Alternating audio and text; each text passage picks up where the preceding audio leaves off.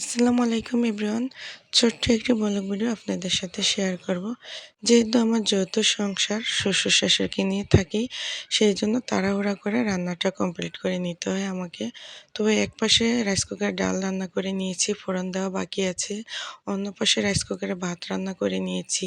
এখানে সব কাটা বাছা করে রেডি করে নিয়েছি।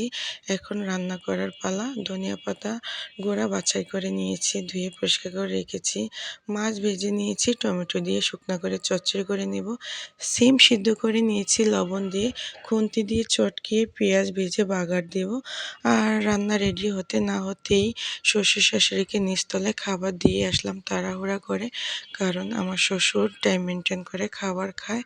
তো যৌথ সংসার থাকা সত্ত্বেও নিজের ছেলেকে একা সামলাতে হয়, রান্না সামলাতে হয়, শ্বশুর শাশুড়িকে টাইম মেনটেন করে খাবার দিতে হয়। আর এই তো অপরিষ্কার থালা বাসন এখনো ধোয়া বাকি আছে। তো সবাই ভালো থাকবেন। Thank you so much.